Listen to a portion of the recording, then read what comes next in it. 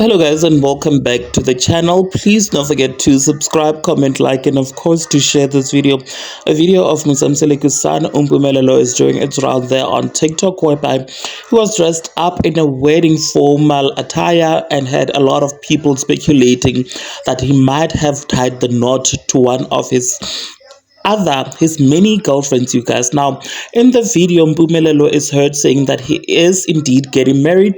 He is indeed getting married, and that he is very sorry for not inviting people or his fans, you guys. And this was just a joke, actually, you guys. It turned out that Umpumelelo was actually joking. There was no such thing as a wedding.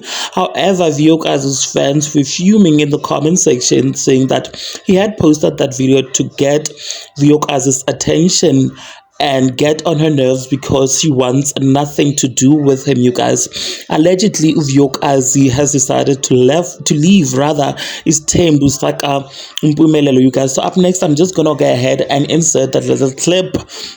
But before I do that, do make sure that you are subscribed. You also share your thoughts with me in the comment section. Do not forget to subscribe if you haven't yet done so. I will definitely be seeing you on my next video.